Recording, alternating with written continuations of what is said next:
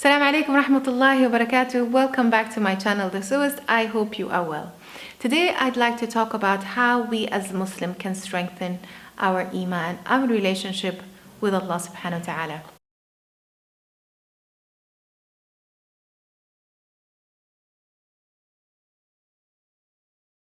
As you all know, the sole purpose we are created is to serve Allah subhanahu wa ta'ala.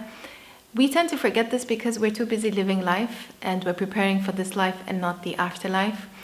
With Ramadan around the corner, I decided to share a couple of things that we can do, and I remember this was also requested once, so I thought this is a lovely topic that inshallah will benefit you and me, inshallah, because I hope that you will share some of the things that you find brings you closer to Allah subhanahu wa ta'ala in the comments below. So one of the first things is I find I become closer to Allah when I thank Him for what I have. I realized how blessed my life is. Alhamdulillah Rabbil Alameen. Yes, it may not be perfect, but as I always say, life is not meant to be perfect. Life is meant to be lived. There's so many people who are living in a worse situation. What we tend to do, sadly, is we tend to compare our life with those who seem to have more. And we're of course talking about more materialistically. Materialistically? Is that a word? Anyway, you know what I mean. In a materialistic kind of sense. Oh, he has more money, or she has a better job, or she drives a better car, or she wears... that's how we compare ourselves, which is very, very sad, because it doesn't mean that somebody who has a lot of money or drives the latest car is happy. And the sole purpose from this connection with Allah subhanahu wa ta'ala is inner peace. I can't explain it any better than that. If you are away from Allah subhanahu wa ta'ala, I personally find that you don't have that inner peace and you're constantly searching for happiness. But when you find that connection with Allah and you live your life every day with that connection, life is peaceful. You have inner peace. Even if you come through challenges, you're tested. But when you know that, inshallah, this is for the best of you, that Allah only tests those He loves, that makes you even more happy. And just a couple of things that I wanted to say. If you are suffering through something, we tend to go, why is this happening to me? Other people are not suffering like I am. It's so unfair. All this negative talk, I just want to change that by sharing a simple thing. If you read the stories of the prophets, peace be upon them, who've been before us, weren't they tested? They were. They were tested more than us. And in a time where they were trying to be the best Muslims, but yet Allah tested them because He loved them. So anytime you're going through a difficult phase in your life, just remember Allah is testing you. Be patient, as I always say, and Allah will reward you bi'idhnillahi ta'ala. Second thing, increase your ibadah. Increase the things that Allah loves. It is something that we don't do so much because, again, we're so busy living life. But if you increase those things, you will find that your relationship with Allah becomes better.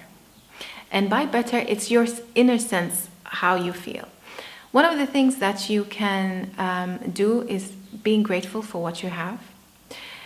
2 is do the things that you don't usually do. If you don't read Quran as much as you'd like to, make it a habit of reading after every salah. And I think if you read a couple of pages after every salah, you can finish a juzum, a chapter in the Quran. And as you know, we have 30 chapters. So if you read every day several pages, then you can finish the whole Quran in 1 month. That's something really easy to do. Easy to say, not so easy to do because it takes time. But if you think about it, you're giving what? You're giving Allah subhanahu wa ta'ala 15 minutes, say half an hour if we bunch all of those together, or 1 hour.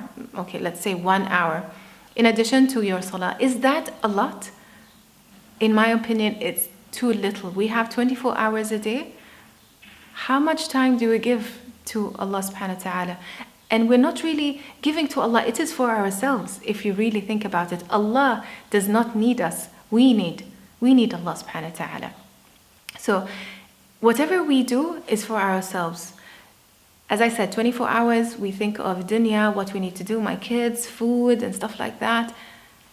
But this hour or this ibadah that we do is for ourselves, for the afterlife, inshallah. And may Allah grant us all Jannat al-Firdaus bi'idhnillahi ta'ala. Third thing is always try and give the benefit of the doubt. I know this has nothing to do with religion per se, but when you give excuses for people who you know have the right intention. Sometimes we get emotional, think, okay, why did they not do this? They said they would come, why didn't they come? To have a peace of mind, always give excuses and always try to calm your emotions. And if you are in an argument or in a quarrel with somebody, always try and be the better person by forgiving them, by going to them and seeking forgiveness.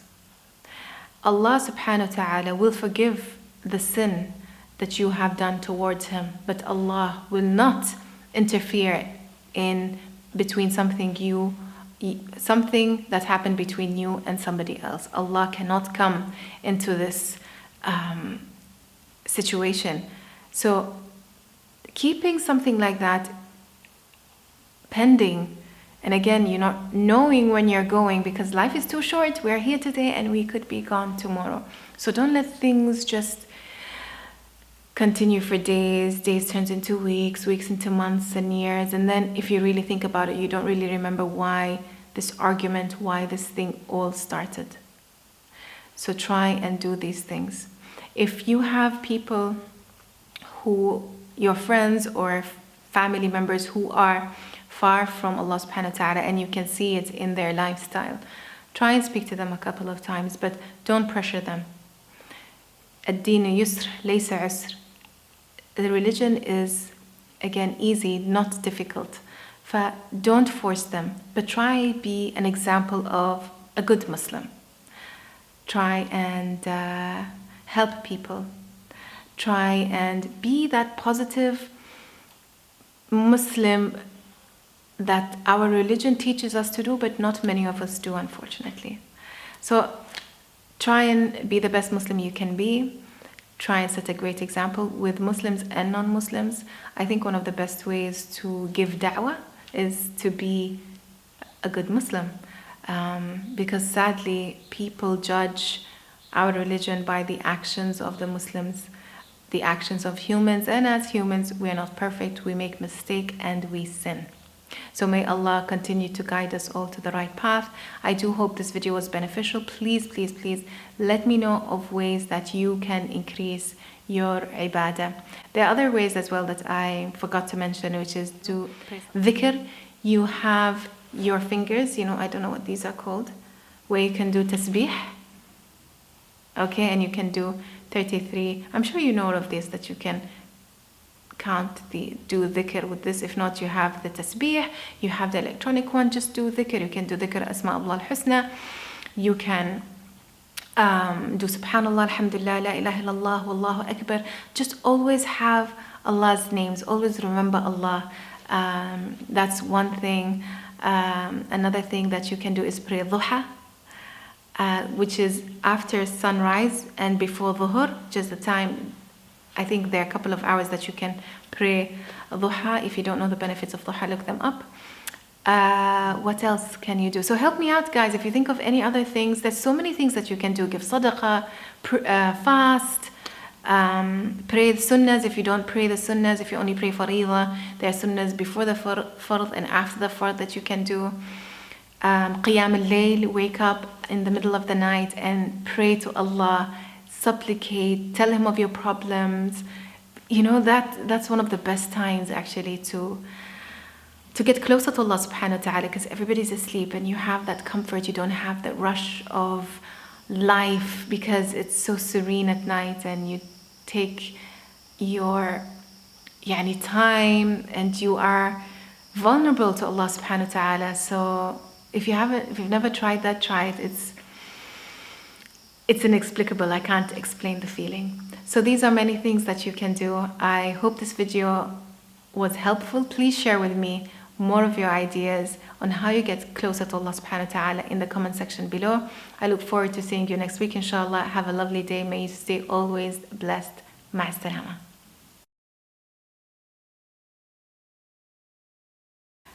Our faith is part of who we are.